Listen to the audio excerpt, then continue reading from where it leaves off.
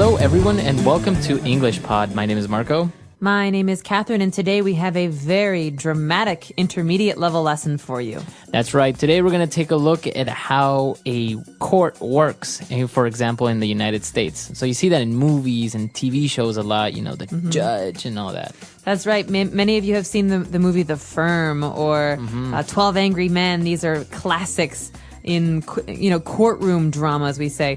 So today we're in a courtroom, and there are many characters who are trying to determine if this person is innocent or guilty. So let's take a listen and find out what's going on.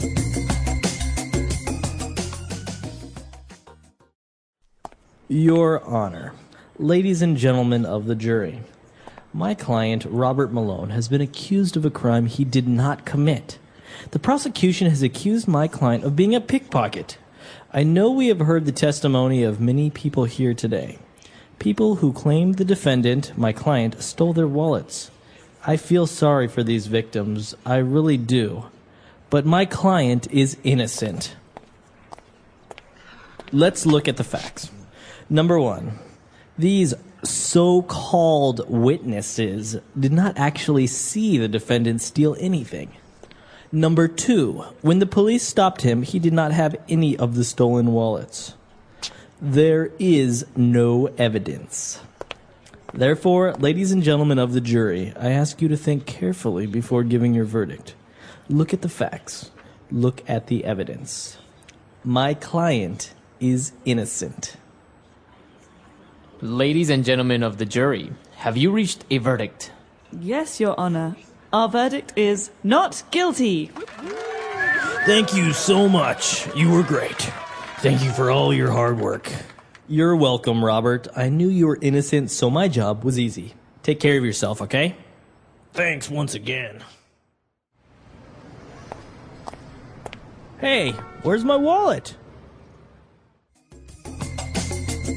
All right, we're back. So you probably heard a lot of technical words that are specifically related to the courtroom, to lawyers, and the laws. So why don't we take a look at some of those now in Language Takeaway. Language takeaway. The first language takeaway we're looking at today is all about people. So people you will find in a courtroom. Who is the first person on our list, Marco? So the top person would be the judge. Judge. Now, you didn't really see this word judge in the dialogue, right? You did hear, though, the phrase, Your Honor. Your Honor. So, Your Honor. So that's how you talk to a judge. You always add Your Honor before it or something That's like right. So, we say Mr. President when we're talking to Barack Obama. But if we're talking to a judge, he's a special person in American society. So we call him or her Your Honor. Your Honor. Okay. All right. Your Honor, the judge. That's our first person. Okay. Who else do we have? So we have the judge, and now we have a group of 12 people who will ultimately decide if the person is guilty or not. That's right. So these people are normal. They come from all different parts of society, and they will decide what to do with this person. Is he guilty or is she innocent? This group is called the jury. Okay. So the jury is a group of normal citizens who will listen to both sides of the story and will then decide if the person committed the crime or didn't commit the crime. That's right, a jury. And the big question is, who's fighting? We have two sides, someone who's upset and someone who is defending themselves. The person who is upset, this is the prosecution. Okay, so the prosecution has a group of lawyers that are called the prosecutors, right? That's right. And they're trying to prove that that person committed the crime. For example, I say that Marco burned down my house. I go to court, I say, I am the prosecution. I want him to pay me for my house. So I'm the prosecution. Okay, so you're trying to not only prove that I committed the crime, but also trying to get me to pay for the damage that I caused. Exactly. So in this case, the prosecution says, this man stole my wallet. He's a pickpocket. And who's the pickpocket? Or maybe the pickpocket. Who's the other side of this? The defendant. Defendant. Think about the word here. To defend is to stand up for yourself, to protect yourself. Right. So the defendant says, listen, no, that's not true. I am not a pickpocket. I didn't do that. So we have the prosecution and the defense. Okay? And the person who might be guilty, the person who did the thing or didn't do the thing, is called the defendant. Okay. So in your example again about the crime that maybe I burnt your house down or I didn't, I would be the defendant and my lawyers would constitute my defense. Yeah, they are your defense. Okay? Okay. So very technical words, but the important thing to remember here is defendant. All right. Good. So now we have one key element that is also a person. We have the witness. All right, so the basic idea, like you said, is we have to tell a story. My story is that you burned down my house. And you say, no, I didn't. Prove it. I say, I can. Someone saw you with a lighter. Okay. And so this person is my witness. That means that he or she saw what happened. So someone who sees a crime is a witness to that crime. Okay, very good. So a lot of people are in the courtroom. A lot of things are happening. So I think we should listen to the dialogue again. And we'll be back to look at some more words on Language Takeaway Part 2.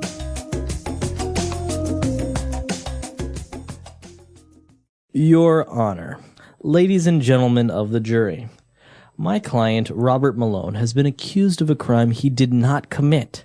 The prosecution has accused my client of being a pickpocket. I know we have heard the testimony of many people here today. People who claim the defendant, my client, stole their wallets. I feel sorry for these victims. I really do. But my client is innocent. Let's look at the facts. Number one, these so-called witnesses did not actually see the defendant steal anything. Number two, when the police stopped him, he did not have any of the stolen wallets. There is no evidence. Therefore, ladies and gentlemen of the jury, I ask you to think carefully before giving your verdict. Look at the facts. Look at the evidence. My client is innocent. Ladies and gentlemen of the jury, have you reached a verdict? Yes, Your Honor. Our verdict is not guilty. Thank you so much. You were great. Thank you for all your hard work.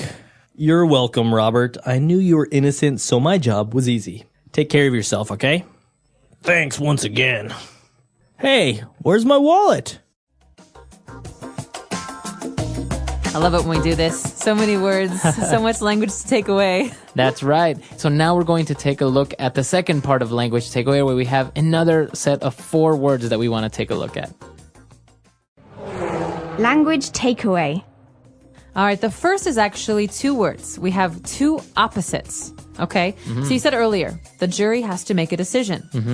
The jury has to decide, is the defendant innocent or guilty? Okay. Okay, these are 2 important adjectives. Innocent, what does this mean? So if he is innocent, that means he did not commit the crime. He is not responsible for what happened. He did not steal the wallets. Okay, so we often say babies are so innocent. Right. They can't do anything. They didn't do anything wrong. Right. So guilty would be the opposite. That's right. So usually when someone is guilty, they're sad, they feel bad, you want them to pay you. And they go to jail. Yeah, in bad situations, they go to jail. If you burn down my house, of course you're going to go to jail. Right. All right, so guilty means you did a crime. You did a bad thing. So we talked about the prosecution and the defense of the defendant. And what happens is they also present some key elements that will prove if the person is innocent or guilty. And those elements are called evidence. That's right. So back to this idea, we tell a story. Maybe a witness can help us tell our story. But as you say, evidence is stuff. It's things. So in the case of the house, I could say you have matches and you smell like smoke and oil. This is evidence for me to use to show that you are guilty. Right. So in this case, do we have any evidence? There's no evidence, says the defendant. Right. All right, so evidence is proof. It's proof. Physical proof. Yeah, and most of the times when you see movies or TV shows, they will find I don't know, like maybe a fingerprint, that's evidence, or somebody's glasses. A cell phone. Exactly. All right, so evidence. This is very important when you want to build a case. Finally, at the end of a trial, we have a verdict. Now, what is a verdict? So a verdict is a final decision or a conclusion in which the jury says, yeah, the person is guilty or he's not guilty, he's innocent. So we use this word usually to reach a verdict. The jury reaches a verdict. Now, it's interesting why we say to reach, because a jury is not just one person. A jury is many people. And so these people have to decide together. They have to argue. They have to make a conclusion that everyone agrees on. And this is to reach a conclusion, to reach a verdict, because they have to travel there. They have to go together and figure it out. Right. That's very, very important. So the jury reaches a verdict. And we did have one other phrase that's very interesting. It doesn't quite fit with the other ones. We heard this phrase from the defendant. The lawyer says, so these so-called witnesses didn't actually see anything. So what is so-called? So he's being sarcastic when he uses this phrase, so-called, right? That's why even his tone changes, these so-called witnesses.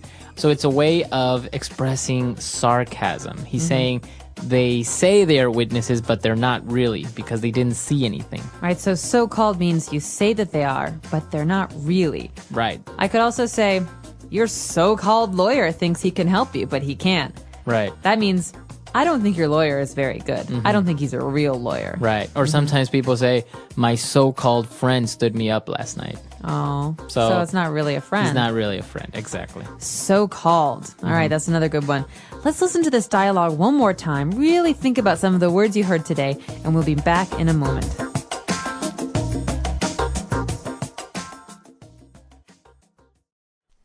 Your Honor, ladies and gentlemen of the jury, my client, Robert Malone, has been accused of a crime he did not commit.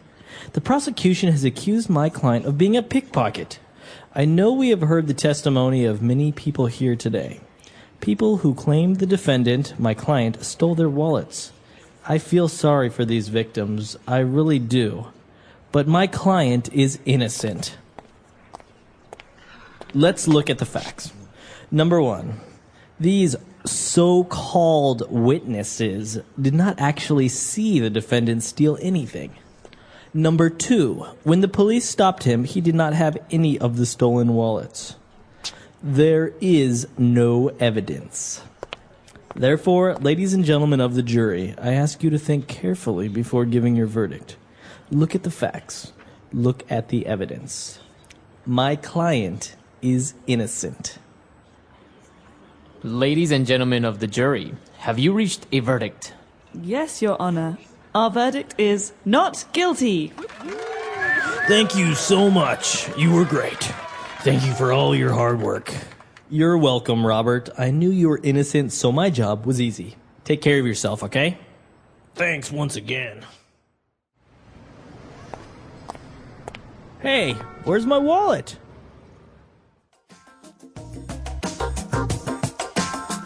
All right, we're back. So now a very interesting situation with the courtroom dramas. And I've heard that all the people in the jury have to agree in order for them to reach a verdict, right? So if one of them is not convinced that the person is, for example, guilty, then they have to keep on deliberating. That's the word, right? That's right. So basically, the jury is always alone in a room. Maybe they have a guard, but they're not supposed to talk to journalists or friends of the defendant or anyone because their decision is supposed to be pure. And so they talk, and sometimes it takes 10 minutes. Everyone agrees this person is guilty or if this person is innocent. But sometimes they don't agree, and it can be 1 day, 2 days, a week, 2 weeks, a month trying to decide what to do. I remember in the O.J. Simpson case, the jury took a long time to figure out what they were going to do. And now, we said that the jury are common citizens. They're normal people. So what happens in their jobs, like, if they can't go to work because they're doing this? Well, in America, this job is called jury duty. And so someone will send you a letter, and they say, listen, you need to come do jury duty. And you help be a part of the jury. And your job, they can't make you come because this is a service for the government. So it's above everything else. It's above. You get your normal pay. There's no problem. You just don't work. Okay. So they can't fire you if you're in jury duty for like 5 days or a month or whatever. No, they can't. That's illegal. Wow, that's really interesting. But a lot of people I've heard don't like to go to jury duty for some reason. Is it tedious? No, it's probably very boring. I've never done it, but it's probably very boring. I would imagine so. All right, well, that's a very interesting topic. I'm sure in your countries, laws are handled differently. Maybe you don't have a courtroom. Maybe you have, like in England, people wear wigs and black robes. So let us know how it works in your countries. We'll see everyone at our website, englishpod.com. And of course, if you have any questions or comments, you can leave those there as well. See you on the website, and happy studies. Bye. Bye everyone.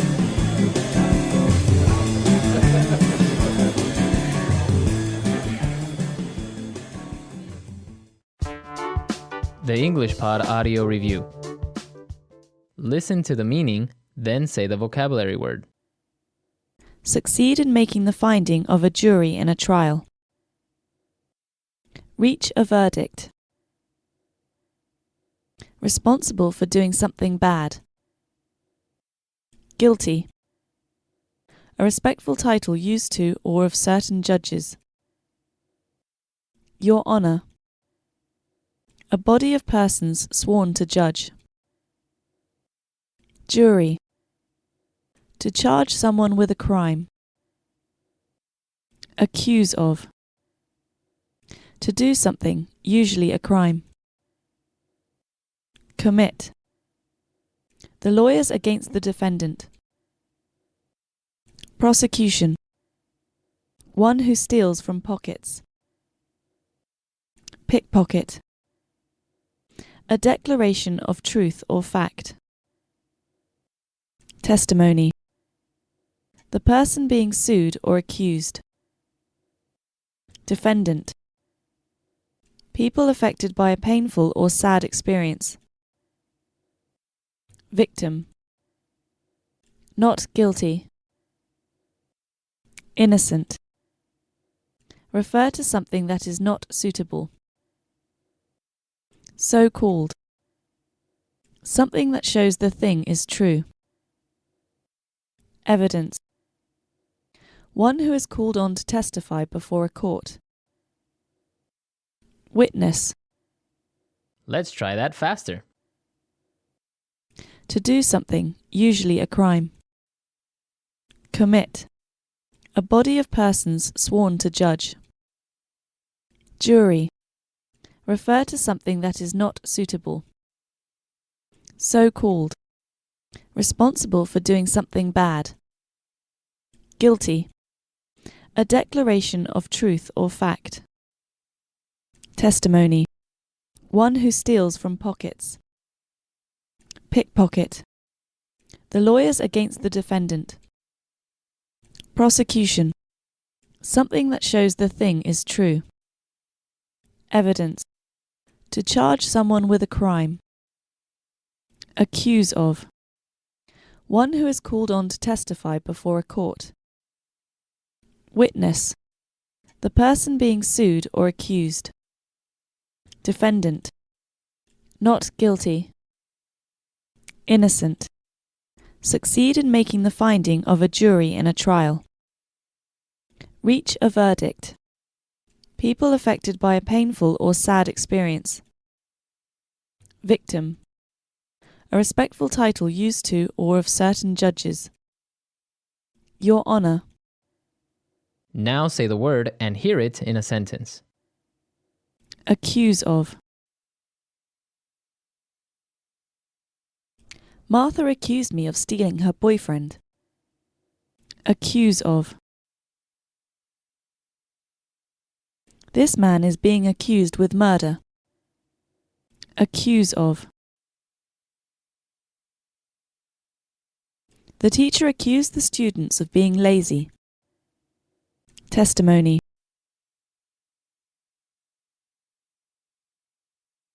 In your testimony, you stated that you were there at the moment of the crime. Testimony. The witness gave her testimony in court today. Testimony. The judge discarded her testimony since it was inaccurate. So-called. I have to go to my so-called job today. I hate it. So-called. I was betrayed by my so-called best friend. So-called.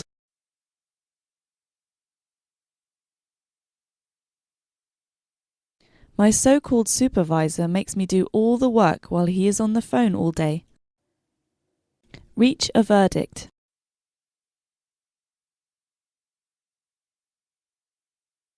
The jury has reached a verdict and we find the defendant not guilty. Reach a verdict.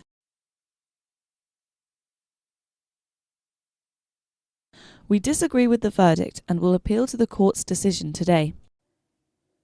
Reach a verdict.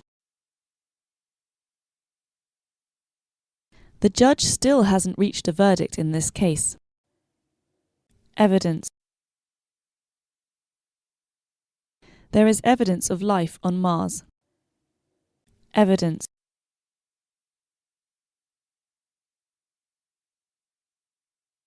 The forensic scientists recollect and analyze evidence found at the scene of the crime. Evidence. There is no evidence that proves your theory.